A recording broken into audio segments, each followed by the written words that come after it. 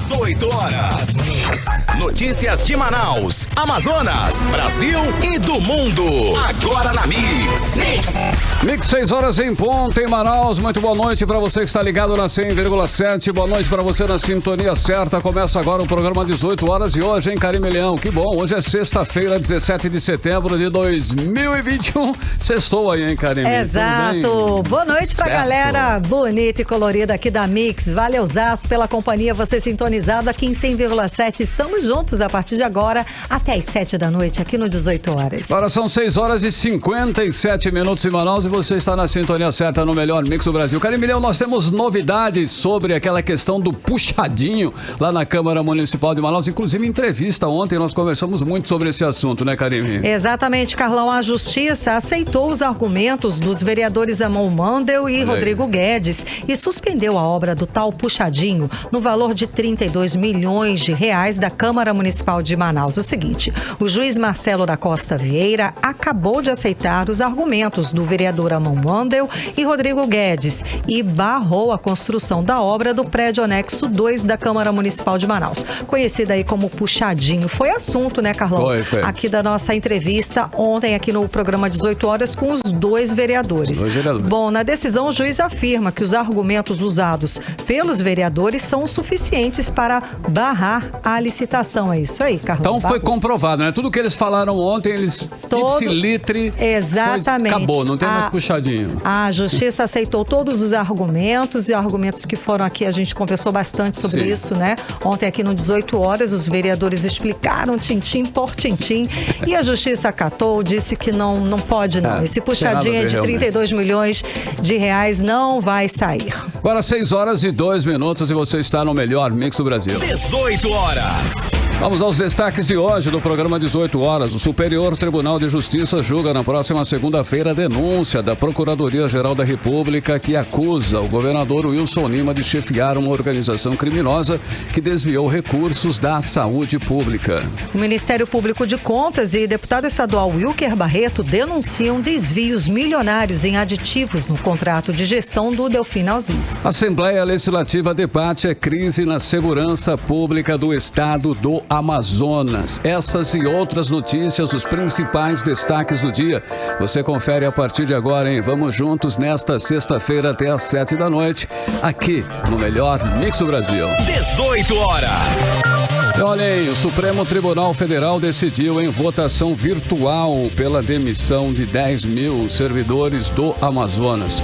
Os funcionários são do regime especial e admitidos como temporários. O emprego deles estava amparado em lei estadual do ano 2000.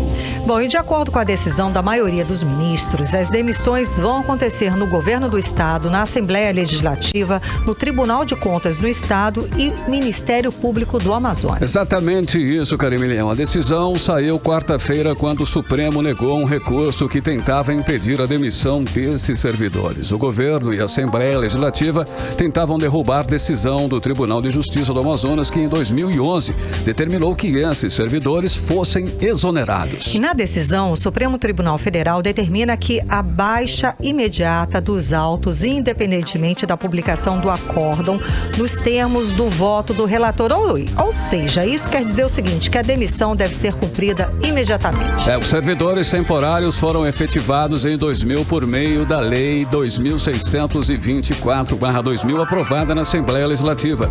Essa lei transformou em cargos as funções desempenhadas pelos servidores que pertenciam a um regime especial instituído por lei de 1984, ou admitidos como temporários a partir da Constituição do Estado. Na decisão de 2011, o Tribunal de Justiça considerou a lei inconstitucional. A legislação, na época, beneficiou cerca de 23 mil servidores, mas hoje, pelo menos 13 mil já estão aposentados. Bom, além desses que estão aposentados, existem outros que estão para se aposentar, e essa é uma das muitas questões que precisam ser definidas, isso de acordo com o deputado estadual Serafim Correia. Por isso, ele pediu que a presidência da Assembleia procure dialogar com os demais órgãos para encontrar uma solução que não prejudique os servidores. 18 horas. Olha, a expectativa da política do Amazonas é para o julgamento do governador Wilson Lima, marcado para a próxima segunda-feira no Superior Tribunal de Justiça. E esse é o julgamento sobre a denúncia da Procuradoria-Geral da República que acusa o governador Wilson Lima de chefiar uma organização criminosa que desviou recursos da saúde. Um dos casos que envolve aí a compra superfaturada de 28 ventiladores pulmonares por quase 3 milhões de reais numa loja de vinho. Vamos conferir os detalhes sobre o assunto agora na reportagem de Odiné Araújo. A Corte Especial do Superior Tribunal de Justiça, formada pelos 15 ministros mais antigos, vai decidir se aceita a denúncia da Procuradoria-Geral da República contra o governador do Amazonas, Wilson Lima, o vice-governador Carlos Almeida Filho e mais 16 pessoas, entre empresários, servidores da Suzam e ex-secretários de saúde do Amazonas. Eles são acusados de participarem de um esquema de superfaturamento na compra de respiradores não adequados para tratamento de pacientes com Covid-19 em 2020. De acordo com a PGR, além do sobrepreço de R$ 496 mil, os 28 aparelhos foram comprados por quase 3 milhões de reais. Chamou a atenção dos procuradores o fato de a empresa contratada para fornecer os respiradores não ser do ramo de serviços hospitalares e sim uma loja especializada em vinhos. A subprocuradora-geral da República, Lindora Araújo, pediu que a Corte Especial afaste o governador do Amazonas e o obrigue a pagar mais de 2 milhões de reais a título de danos morais coletivos. O 18 Horas tentou ouvir os senadores do Amazonas, Omar Aziz, Eduardo Braga e Plínio Valério, mas até o fechamento da reportagem, apenas o senador Plínio Valério enviou resposta. Para ele, o julgamento terá consequências para todos, independente do resultado. O senador, no entanto, acredita que o momento não é propício para uma possível troca de comando no Amazonas. Nós já estamos muito tumultuados, isso só vai tumultuar mais o processo. Eu nem digo quanto ao processo político, que seria tumultuado numa hipótese, né, do governador ser cassado, tumultuaria no aspecto mesmo de gestão. Agora, não conheço o processo, não posso falar de mérito. Eu falo de suposições. Eu acho que um julgamento desse porte tem tudo para prejudicar o Estado. Não estou dizendo que o governador deve ser absolvido, não estou falando isso. Não estou dizendo que o governador deve ser condenado, não estou falando isso. Você está pedindo minha opinião, eu estou dizendo que essa repercussão é muito grande e negativa para o Estado em todos os aspectos. Também tentamos ouvir os deputados federais, mas dos 8 eleitos, apenas a assessoria de José Ricardo e capitão Alberto Neto retornaram para dizer que os deputados não poderiam falar conosco porque estavam viajando, no caso Zé Ricardo, e em reunião Alberto Neto. O 18 Horas também tentou ouvir os deputados estaduais, mas nem governistas e nem oposição enviaram resposta antes do fechamento da reportagem. O julgamento da Corte Especial está marcado para o dia 20, próxima segunda-feira, às 9 da manhã, com transmissão ao vivo pelas redes sociais do STJ. Odiné Araújo para o 18 Horas. O processo corre em segredo de justiça, mas nos bastidores em Brasília, comenta-se que o relatório do ministro Francisco Falcão é pesado contra o Wilson Lima.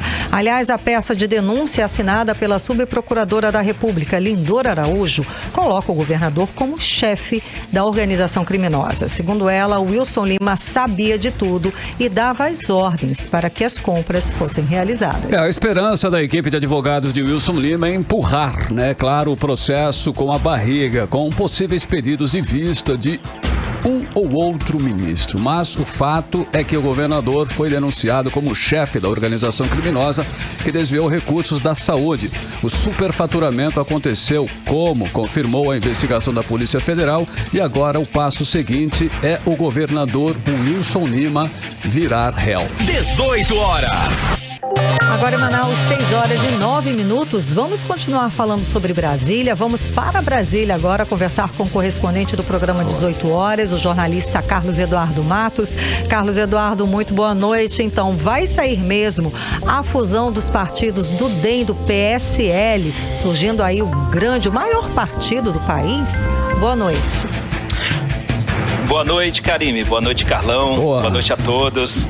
A gente volta a falar sobre a provável fusão entre os partidos DEM e PSL, que vem sendo discutida nos bastidores. Esse assunto circula com maior força na imprensa e vem sendo tratado com expectativa pelas lideranças partidárias, mas também com preocupação pelos aliados do presidente Jair Bolsonaro, cujo governo enfrenta uma baita crise econômica e social, regada a uma queda livre na popularidade.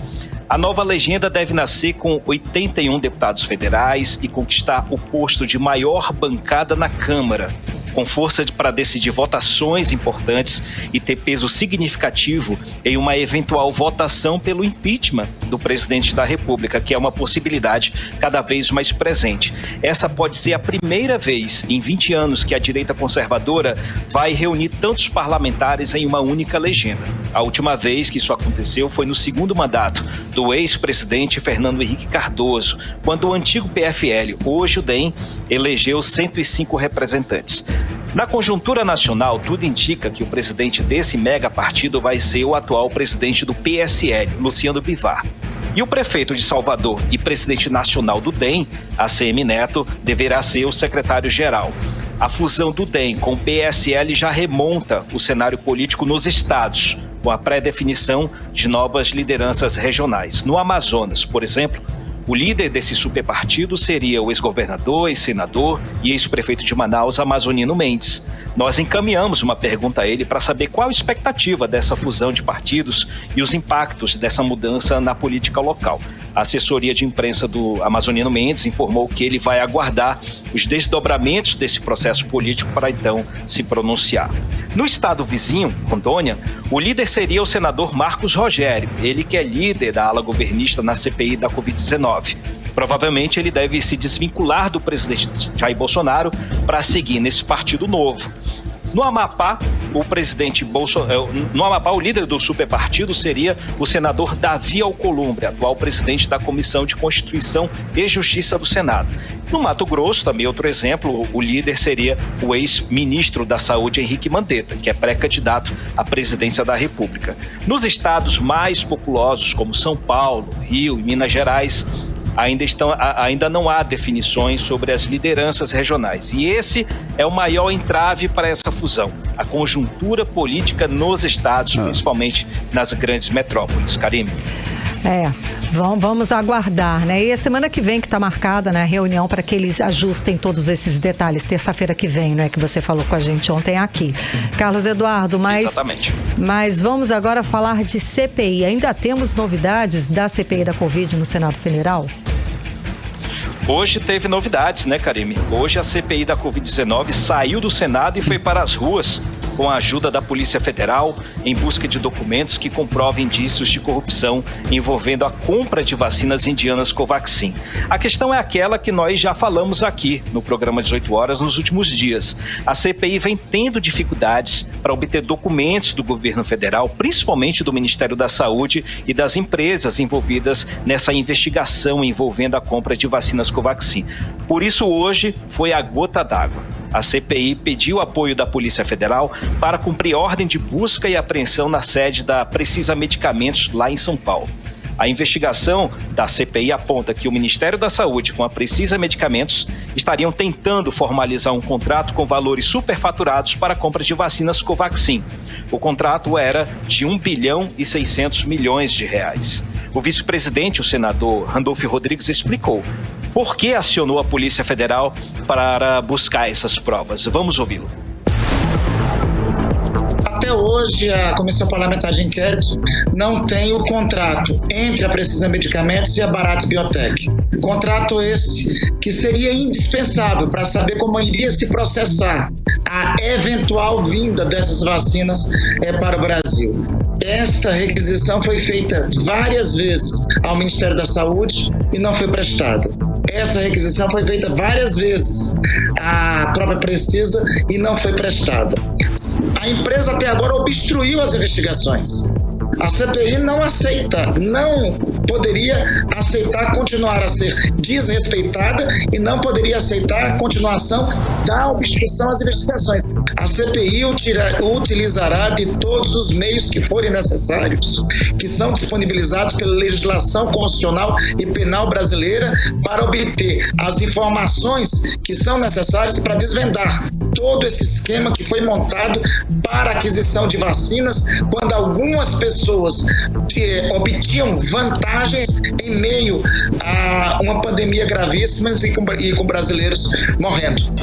Aí a gente acompanhou a fala do senador Randolfo Rodrigues, vice-presidente da CPI da Covid no Senado Federal, explicando essa ação mais enérgica, mais incisiva, colocando a federal no jogo para trabalhar, né, para ajudar a CPI, as investigações da CPI da Covid, né, Carlos Eduardo? Exatamente, Karime. A CPI deu hoje uma demonstração de força, uma demonstração muito importante. Mostrou que não adianta omitir provas, porque a CPI conta com o apoio da Polícia Federal. Foi uma iniciativa enérgica, como você disse, que coloca policiais na rua em busca de informações.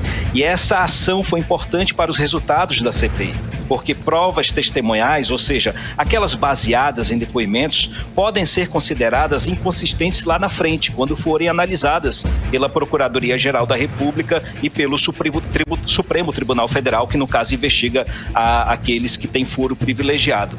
Então vamos aguardar os desdobramentos da próxima semana, nesse caso da Precisa Medicamentos, porque também na semana que vem tem o caso da Prevent Senior, um novo escândalo que está surgindo aí, que já foi divulgado na grande mídia, que nós falamos aqui também, colocamos uma sonora do senador Alessandro Vieira, falando que tem muita coisa a ser investigada, que é um escândalo que está vindo por aí. Só para situar quem nos ouve, a CPI, no caso dessa Prevent Senior, é uma empresa, né, de plano de saúde, e a CPI investiga se esse plano de saúde ocultou mortes de pacientes que participaram de um estudo apoiado pelo presidente Jair Bolsonaro, realizado para testar a eficácia da hidroxicloroquina associada à azitromicina para tratar a Covid-19. Então, tem muita informação que vem por aí nos próximos dias. O diretor da Prevent Senior, o senhor Pedro Batista Júnior, não compareceu à reunião. Então, ele vai ser reconvocado e provavelmente 2 assuntos vão dominar a CPI nos próximos dias. Precisa Medicamentos e Prevent Senior. Então, aí vem a pergunta, Karime, será que essa CPI acaba no dia 29? Eu acho que não. Era exatamente isso que eu ia falar com você. Bom, esse prazo, se eles abriram um leque gigantesco agora, né, Carlos Eduardo? Eu acho que não vai dar tempo para isso tudo, não, mas vamos aguardar, como você sempre fala. Exatamente. E esse caso da Prevent Senior vai dar o que falar, Karime. É grave. As acusações são muito graves mesmo. Vamos aguardar. Muitíssimo obrigada, Carlos Eduardo. Um abraço para vocês, bom fim de semana, até segunda. Até segunda, bom fim de semana. 6h17, boa noite. 18 horas. Olha, Karime, hoje o governo do estado e a prefeitura de Manaus deram início a mais um mutirão de vacinação contra a Covid-19. Desta vez, para dar início à aplicação da dose de reforço para o grupo de pessoas a partir dos 70 anos, Karime. Pois é, a ação segue no sábado, das 9 da manhã até as 6 da tarde, tá? O mutirão também vai atender quem precisa completar o ciclo vacinal com a segunda dose, além das pessoas que ainda não foram vacinadas. E a repórter Júlia Gomes traz os detalhes pra gente agora. Diferente desta sexta-feira, que a vacina segue até às 7 da noite, no sábado o mutirão começa às 9 da manhã, mas termina 1 hora mais cedo, às 6 da tarde. O público-alvo continua o mesmo, idosos a partir dos 70 anos de idade que tenham tomado a segunda dose da vacina há pelo menos 6 meses, além daquelas pessoas que precisam tomar a segunda dose e também aquelas que por algum motivo ainda não se vacinaram a partir dos 18 anos de idade. Nesta sexta-feira, o primeiro a receber a dose de reforço, a terceira dose, foi o médico João Bosco Botelho, de 73 anos. eu faço um apelo para que todos se vacinem. Acima de 70 anos que estão no prazo, estão dentro do prazo legal, vacinem-se. O mutirão é coordenado pelo governo do Amazonas em parceria com a Prefeitura de Manaus. De acordo com o secretário de Saúde do Estado, o médico Anwar Samad, 9 pontos estratégicos foram espalhados pela cidade para facilitar o acesso da população à vacina e assim ampliar a cobertura vacinal. Desta vez nós fizemos diferente, então colocamos somente um drive-thru, que lembram que a gente abria Vasco, Arena da Amazônia. Desta vez, devido ao público-alvo, nós espalhamos pela cidade os postos de vacinação para justamente facilitar o acesso dessas pessoas. Os postos de imunização estão distribuídos entre o Sambódromo de Manaus, que funciona exclusivamente na modalidade drive-thru, Policlínica João dos Santos Braga, Parque Municipal do Idoso e as escolas estaduais Senador Evandro Carreira, Zilda Heinz, Aristóteles de Alencar, Valdoc Frick, além das escolas de tempo integral Maria Rodrigues Tapajós e Francisca Botinelli Cunha Silva. A Secretaria Municipal de Saúde também disponibilizou 6 pontos estratégicos e postos de vacinação que incluem 31 unidades básicas de saúde. Vale destacar que após mais de 170 mil adolescentes terem sido vacinados contra a Covid-19, a Prefeitura de Manaus decidiu atender a orientação do Ministério da Saúde e suspender a partir desta sexta-feira a vacinação do público adolescente sem comorbidades aqui na capital amazonense. A decisão foi anunciada por meio de nota da Censa na tarde da última quinta-feira. Os adolescentes sem comorbidades que já receberam a primeira dose não devem receber a segunda. Só devem completar o esquema vacinal os que estiverem em uma das condições recomendadas, que são deficiência permanente, comorbidades ou privados de liberdade. Júlia Gomes para o 18 horas. Agora às 6 horas e 21 minutos em Manaus. Vamos continuar falando com a repórter Júlia Gomes. Ela volta ao vivo conversando com a gente para falar sobre o balanço de hoje, desse mutirão de hoje de vacinação. Muito boa noite, tudo bem? Agora sim. Conta pra gente o balanço de hoje do mutirão de vacinação. Boa noite, Karine. Agora você me ouve? Sim, tranquila. A gente escuta você. Então, mais uma vez também boa noite para o Carlão e para quem nos acompanha. Karine, vamos atualizar os números de hoje, desse primeiro dia de mutirão. Segundo o vacinômetro da Covid da Prefeitura de Manaus, pelo menos 26.800 doses dos imunizantes foram aplicadas somente nesta sexta-feira aqui na capital. Esse número, como eu disse, é do vacinômetro, não é um número divulgado pela Secretaria de Saúde do Estado, pelo governo. O governo ele atualizou só pela manhã, informando que logo nas primeiras horas cerca de 9 mil pessoas se vacinaram, nos pontos estratégicos que foram disponibilizados para a população em toda a cidade. E então o número até o momento é de 26.800 doses dos imunizantes aplicadas. Ainda de acordo com outro dado interessante, ainda de acordo com os registros da Secretaria de Saúde do município, 68 mil pessoas de 70 anos ou mais já completaram o esquema vacinal, que é o grupo que está apto inicialmente a receber a dose de reforço, a terceira dose. Porque a gente lembra que esse mutirão ele é voltado para a aplicação da segunda dose, mas principalmente da terceira dose, essa dose de reforço. Mas pessoas que ainda por algum motivo não se vacinaram podem receber esse imunizante, que o mutirão segue até amanhã, até às 18 horas. Agora, Karine, a gente atualiza. Há pouco a gente falou sobre os adolescentes e um outro dado importante para destacar é que o governo do Amazonas voltou atrás e decidiu retomar a vacinação de adolescentes de 12 a 17 anos sem comorbidades. Essa é nova, Julinha. Voltou agora essa informação? Ela está quentinha, acabou de ser divulgada. Teve uma coletiva, o secretário de Saúde do Estado, o médico Anwar Samad, juntamente com a secretária Shadia Frache, eles fizeram uma coletiva que acabou no instante, e nessa coletiva eles anunciaram que volta a vacinação. A vacinação tinha sido interrompida hoje, na sexta-feira, por conta de uma recomendação do Ministério da Saúde, isso foi divulgado na quinta-feira, e aí, hoje, agora há pouco, amanhã volta a vacinação para esse público de 12 a 17 anos sem comorbidade aqui na capital. Já no mutirão pode receber essa segunda dose, mas sendo que tem aquele prazo, né, de 6 meses.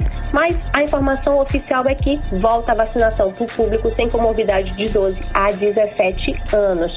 Isso foi depois de uma reunião da Comissão Intergestores Bipartite, que aí teve esse novo direcionamento com relação a esse público. A secretária Shadia Prache, inclusive pela manhã, ela já tinha informado que esse assunto ele não tinha sido esgotado, que ele poderia ter novos rumos, o que de fato aconteceu.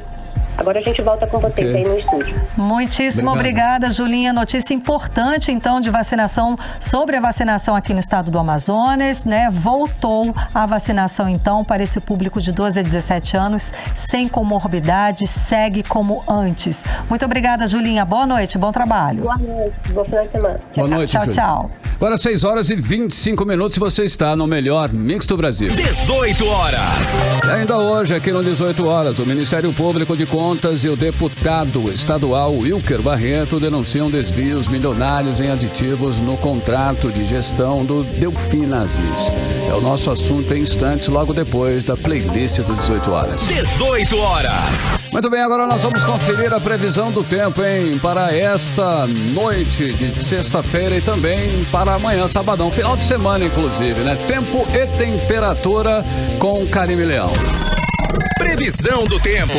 Bom, segundo informações do Climatempo, a previsão para esta noite é de pancadas de chuva durante a tarde e a noite. A mínima prevista é de 22 graus, a máxima pode chegar a 31 graus. As chances de chuva são de 67% e a umidade relativa do ar fica entre 39% e 78%. Já para o sábado, a previsão é de sol com muitas nuvens durante o dia, períodos de nublado com chuva a qualquer hora. A mínima prevista é de 23 graus, a máxima não deve passar dos 30 graus. Deve ser mais fresquinho, viu, gente, esse sábado.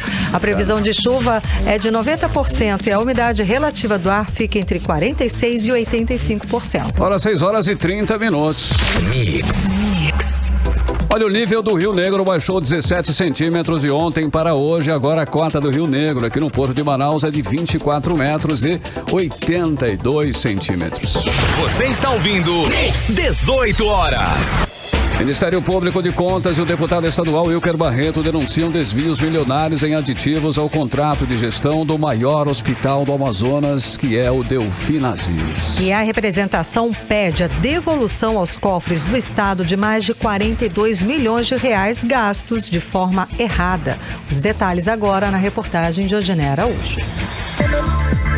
Na denúncia enviada ao Tribunal de Contas do Estado, o Ministério Público de Contas, por intermédio do Procurador-Geral João Barroso de Souza e dos procuradores Evelyn de Carvalho, Rui Marcelo de Alencar e Elisandra Monteiro, apontam má gestão, anti-economicidade e falta de legitimidade na celebração do segundo, do terceiro e do quarto termos aditivos, ou seja, os aditivos ao contrato de gestão do Hospital Delfinazis com o Instituto Nacional de Desenvolvimento Social e Humano apresentam indícios de ilegalidades e prejuízos milionários aos cofres públicos do Amazonas. O contrato de gestão 01/2019 foi celebrado em 25 de março de 2019 com valor inicial de 172 milhões de reais.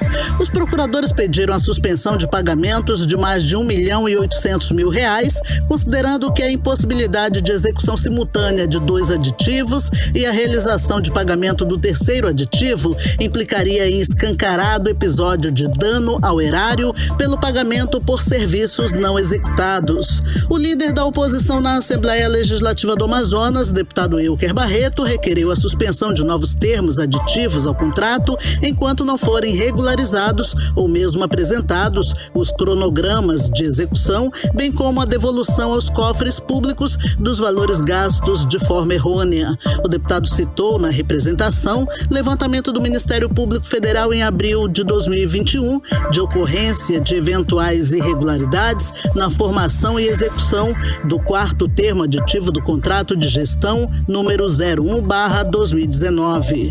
Segundo o Ministério Público Federal, a Controladoria Geral da União teria apurado o dano total de mais de 32 milhões de reais, englobando os danos informados pelo próprio Instituto de Desenvolvimento Social e Humano e o os encontrados por conta de ausência de notas em outros valores, que juntos chegam aos mais de 42 milhões e meio de reais gastos sem a devida comprovação.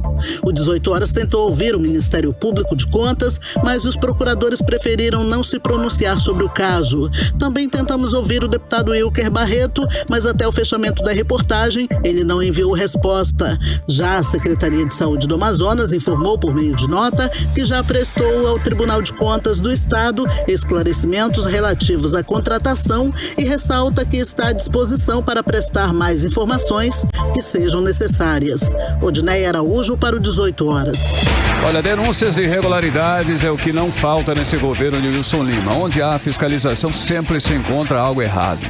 Pois é, agora a denúncia envolve um contrato de consultoria feito entre a Agência de Desenvolvimento Sustentável do Amazonas e uma empresa de fornecimento de consultoria de inteligência artificial, contrariando uma lei que proibiu gastos que não fossem voltados ao combate da Covid-19. E um detalhe, hein, Karime? Esse contrato é de mais de 6 milhões de reais. Vamos saber mais sobre o assunto com o repórter Hector Silva. O Ministério Público do Amazonas instaurou o procedimento preparatório para apurar a contratação pela Agência de Desenvolvimento Sustentável do Amazonas de empresa para fornecimento de consultoria de inteligência artificial e outros serviços, por 6,1 milhões de reais, contrariando assim a Lei Estadual 43146, de março de 2020, que proibiu gastos que não fossem voltados ao combate à Covid-19. O procedimento é da 46ª Promotoria de Justiça Especializada na Proteção do Patrimônio Público e foi publicado no Diário Oficial do Ministério Público nesta quinta-feira, 16 de setembro, pela promotora de justiça Sheila Dantas Frota, considerando uma denúncia anônima. Ela expediu ofício ao Tribunal de Contas do Estado solicitando a juntada de um laudo técnico conclusivo para fins de análise. Em março deste ano, em meio à grave crise de saúde, a ADS contratou por registro de preço de R$ 6.190.316,85 por 12 meses a empresa MAP Lins e Companhia Limitada para fornecer consultoria de inteligência artificial e outros serviços ligados a formato de software, de acordo com o Portal da Transparência do Estado, R$ 836.153,39 já foram pagos.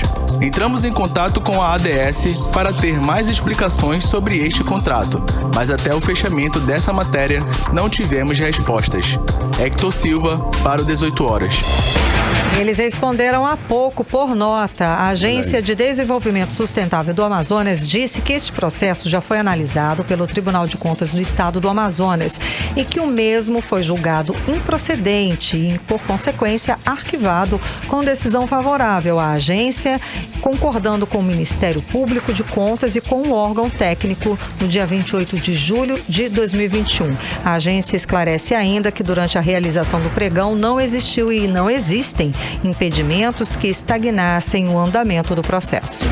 Você está ouvindo 18 Horas. Olha, Karime, o que já não estava barato e agora com a nova tarifa chamada de Bandeira da Escassez Hídrica. Olha esse nomão, hein? Bandeira da Escassez Hídrica, o bolso do consumidor vai ser ainda mais impactado pelo aumento na conta de luz. Gente, o consumidor não sabe nem mais o que fazer, né? Tá difícil. Bom, por isso, o governo federal lançou o programa de incentivo à redução voluntária do consumo de energia elétrica, outro nomão, tá? Para ajudar a aliviar o bolso do consumidor. E quem explica mais detalhes sobre o assunto pra gente é a repórter Júlia Gomes. A iniciativa é para os consumidores comuns, como residências e pequenos comércios. Quem reduzir o consumo de energia elétrica entre setembro e dezembro deste ano, em comparação ao mesmo período de 2020, terá direito a um desconto. O programa lançado pelo governo federal promete alívio na conta de luz, que ficou mais cara por causa da bandeira da escassez hídrica, com uma taxa extra de R$ 14,20 por cada 100 kWh consumidos. Essa nova bandeira é justamente por conta da crise hídrica que o país enfrenta, e o valor a mais na conta de luz é para compensar os custos com as usinas térmicas mais caras que foram acionadas e com a importação de energia.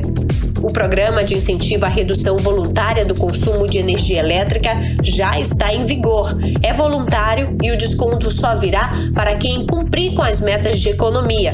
Para ter direito ao desconto, o consumidor deve reduzir o consumo médio em pelo menos 10% na comparação aos meses de setembro a dezembro de 2020. O desconto fica maior até o limite de economia de 20%, e o que vale é a média dos 4 meses.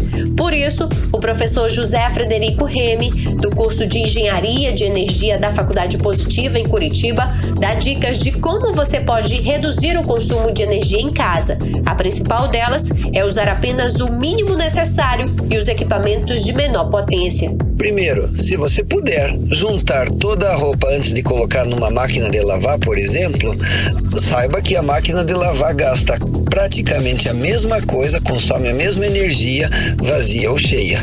Então, é menos tempo usando.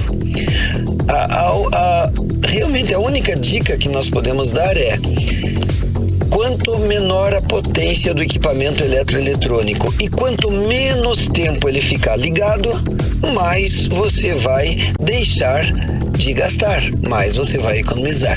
Então a questão não é exatamente uma ou outra, é use o mínimo necessário e dos equipamentos mais eficientes, de menor potência. O especialista alerta ainda para os vilões da conta de luz, mas afirma que o importante mesmo é o consumidor ter a consciência de quanto custa o uso da energia elétrica. Vilões: máquinas de lavar, talvez pelo tempo que fiquem ligados. Chuveiro, também. Ar-condicionado, um ar-condicionado é algo em torno de, vamos falar 12 mil BTUs, é algo em torno de 1000 watts a cada hora ligado, e isso significa mais ou menos R$1 a cada hora ligada. Segundo a Agência Nacional de Energia Elétrica, as distribuidoras de energia deverão informar aos clientes qual é a meta de redução, com base no consumo de setembro a dezembro do ano passado. Júlia Gomes para o 18 horas. E a Fundação de Vigilância em Saúde do Amazonas informa que o biólogo Cristiano Fernandes pediu exoneração do cargo de diretor-presidente interino por motivos pessoais. A solicitação foi acatada pelo governador Wilson Lima e publicada na edição do dia 15 do Diário Oficial do Estado. Bom, no lugar dele foi nomeada a enfermeira Tatiana Amorim, que já atuava como diretora técnica da Fundação ao lado de Cristiano Fernandes. Assume a diretoria técnica da Fundação a enfermeira Adriana Elias, que atuava como chefe do Departamento de Vigilância Epidemiológica da instituição. Agora 6h41, boa noite. 18 horas. Olha, em instantes aqui no 18 horas, a Assembleia Legislativa debate a crise na segurança pública do estado do Amazonas. É o nosso assunto daqui a pouco, logo depois da playlist do 18 horas. 18 horas. E o advogado Saul Benchimol foi homenageado com a medalha Rui Araújo pela Assembleia Legislativa do Amazonas nesta sexta-feira. Filho de Isaac Benchimol, imigrante judeu de família, veio do Marrocos no século XIX. Saul Benchimol, juntamente com os irmãos Samuel e Israel, são os fundadores do Grupo Bemol. Autor do projeto da homenagem, o deputado Serafim Correia disse que Saul Benchimol é a memória viva do povo judeu na Amazônia, representante de uma família que construiu com serenidade e honestidade seu legado aqui no estado do Amazonas. 18 horas. A tradicional novena da Bênção de São José completa 22 anos agora em setembro, mais precisamente no dia 19, dia dedicado ao seu patrono. E para esse ano está prevista uma programação especial com uma presença especial. Carlão, essa presença especial é o seguinte: quem vem aqui para Manaus participar das celebrações é o idealizador dessa celebração, Padre Sérgio Lúcio Alho da Costa. Vamos conferir mais detalhes sobre o assunto agora na reportagem de Hector Silva. A tradicional novena da Bênção de São José, iniciada em 1999, completa 22 anos este mês. E para esta data especial, o Santuário Arquidiocesano São José Operário preparou uma programação especial, que contará com a presença do Padre Sérgio Lúcio, idealizador da já tradicional novena de São José em Manaus. No dia 17, o sacerdote irá ministrar uma palestra no Shopping Estúdio 5 e no dia 19 ocorrerão as celebrações festivas nas dependências do Santuário São José nos tradicionais horários de 6 horas, 9 horas, 12 horas, 16 e 19 horas, conforme explica o coordenador paroquial Júlio César. Nós teremos como programação dia 17, a noite de espiritualidade, com o Padre Sérgio Lúcio, que desenvolverá o tema São José no contexto bíblico. No dia 19, no dia da novena, ele estará presidindo 2 novenas em nosso santuário, às 6 horas da manhã e às 19 horas, que será transmitido. As celebrações também incluem o lançamento da Bíblia do Ano de São José, que terá em suas páginas um pouco da história do santuário arquidiocesano. Nós estaremos fazendo o lançamento da Bíblia do Ano de São José, que nessa Bíblia contém o histórico do santuário, contém o histórico da novena de São José, traz também todos os párocos que colaboraram durante esses 22 anos de existência da novena e também o agradecimento pelo reconhecimento da novena como patrimônio imaterial do nosso povo do estado do Amazonas. Hector Silva para o 18 horas. 18 horas. Agora são 6 horas e 50 minutos e nós vamos conferir a previsão do tempo, hein? Tempo e temperatura para este final de semana aí. Vamos completar, né, Karine? Tempo e temperatura com Karine Leão.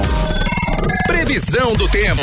Exatamente, Carlão. Vamos lá. Para esse sábado, a previsão é de sol com muitas nuvens durante o dia, período de nublado com chuva a qualquer hora. A mínima prevista é de 23 graus, a máxima não deve passar dos 30 graus.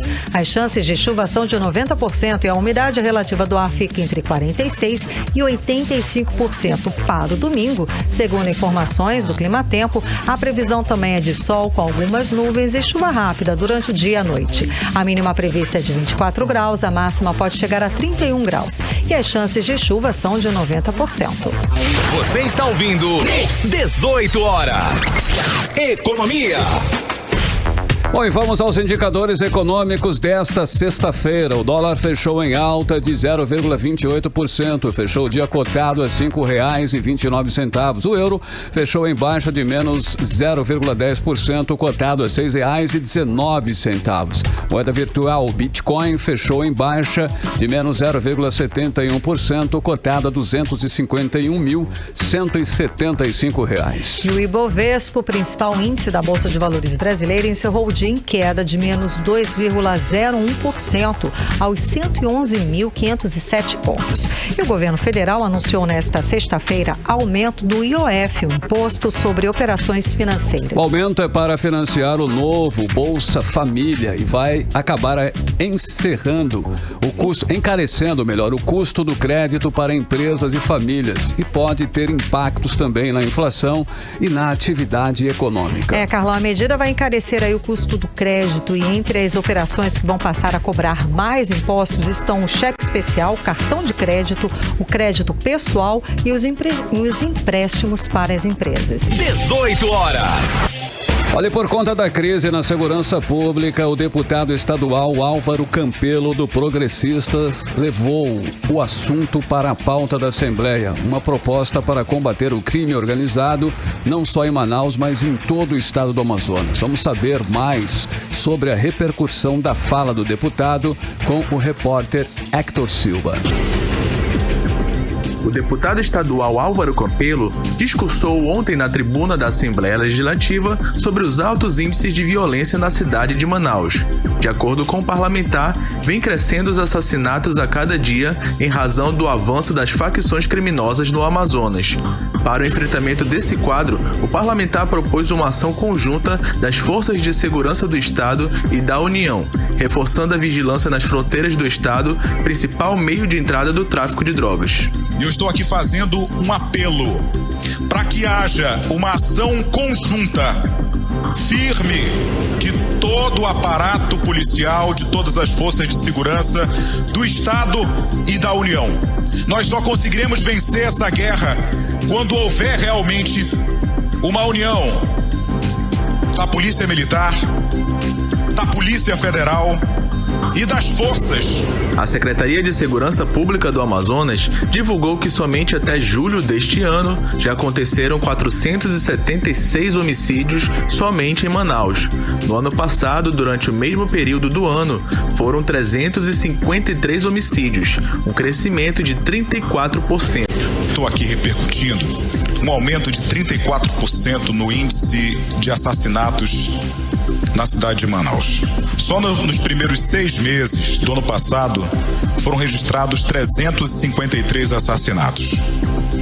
Este ano, só nos primeiros 6 meses, no mesmo período, nós já temos 476 assassinatos. Eu que tenho viajado muito por esse interior do estado, recebo das pessoas a insatisfação e o medo, principalmente nas comunidades mais distantes. Infelizmente, as facções criminosas estão presentes em todas as partes do estado do Amazonas. Tentamos entrar em contato com o secretário de Segurança do Amazonas. A assessoria informou que ele não poderia atender a reportagem do 18 horas, mas enviaram uma nota informando que em 6 meses, mais de 300 infratores envolvidos com o tráfico foram presos e colocados à disposição da Justiça do Amazonas. Em relação aos crimes de homicídios ocorridos em 2021, a nota diz que a polícia realizou 87 prisões e os casos são investigados pela Delegacia Especializada em Homicídios e Sequestros.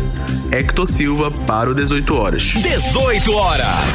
Olha, o governo do estado e a Companhia de Gás do Amazonas, a Cigás, lançaram a campanha Faça Conta, Use GNV, para incentivar a conversão de veículos para uso de gás natural veicular como combustível aqui na capital Manaus. A campanha foi anunciada pelo governador Wilson Lima durante seminário que reuniu representantes de empresas que atuam no mercado do gás natural no estado do Amazonas. Será oferecido um benefício de R$4.000 para apenas 250 taxistas, motoristas por aplicativos e frentistas que estejam em plena atividade. Acontece que no Amazonas existem aí cerca de 70 mil motoristas por aplicativo e 4 mil taxistas. É um pingo d'água no Rio Amazonas. E o Sindicato dos Metalúrgicos do Amazonas informou que, além da Yamaha, a Caloi também suspendeu parte das linhas de montagem do Polo Industrial de Manaus. O motivo, segundo o sindicato, é a falta de componentes para a montagem das motocicletas e bicicletas. A Caloi, segundo o sindicato, suspendeu parte da linha de produção pelo período de até 9 dias. 6h56, boa noite. 18 horas. Agora nós vamos atualizar os números da Covid-19 aqui no estado do Amazonas e no Brasil com Karime Leão. O Amazonas confirmou uma morte por Covid nesta sexta-feira. O total de mortes aqui no estado subiu para 13.710. A informação é do boletim epidemiológico da Fundação de Vigilância em Saúde. Hoje também foram registradas 63 novos casos da doença, totalizando 425.907 os casos confirmados da Covid no estado do Amazonas desde o início da pandemia. E no Brasil, de acordo com informações do Ministério da Saúde, o país tem hoje 21,1 milhões de casos confirmados para a doença, com 589 mil mortes. Agora, às 7 horas em ponto, seguimos direto para o Editorial 18 horas. Editorial 18 horas. Final de semana começa com a expectativa do julgamento da denúncia da Procuradoria-Geral da República contra o governador Wilson Lima. Na segunda-feira, o Superior Tribunal de Justiça decide se Wilson Lima e outras 17 pessoas viram réu por superfaturamento na compra de respiradores para pacientes de Covid-19. Respiradores que sequer eram apropriados para pacientes graves. O governador é acusado de comandar uma organização organização criminosa que fraudou a licitação. Wilson Lima apresentou defesa e disse que não há uma prova contra ele, nenhum documento ou mensagem assinados por ele no processo de compra. O processo pode levar ao afastamento do governador e isso aumenta a expectativa do julgamento no meio político. A decisão do STJ pode ser um divisor de águas para a eleição de 2022. Por isso, a decisão de segunda-feira é tão aguardada por todos. 18 horas. E, Karime, temos aí mais uma informação. Só para reforçar, tá? Que o governo do estado do Amazonas voltou atrás e volta a vacinar os jovens, os adolescentes entre 12 e 17 anos, a partir dos 12 anos, né? Então, volta a vacinação normal a partir de amanhã, sábado. E vocês podem aproveitar o mutirão que acontece amanhã também até às 6 da tarde. Todas as informações a respeito de vacinação aqui em Manaus estão no site imuniza.manaus.am.gov.br. É isso aí, Carlão. Muito bem. Boa noite, Karime 72. Boa noite, gente. Obrigada pela companhia. Um beijo e até segunda. Continue em 100,7. Continue na sintonia certa. Bom final de semana e até segunda-feira. 18 horas. Você está na Mix, o melhor mix do Brasil. Rádio Mix.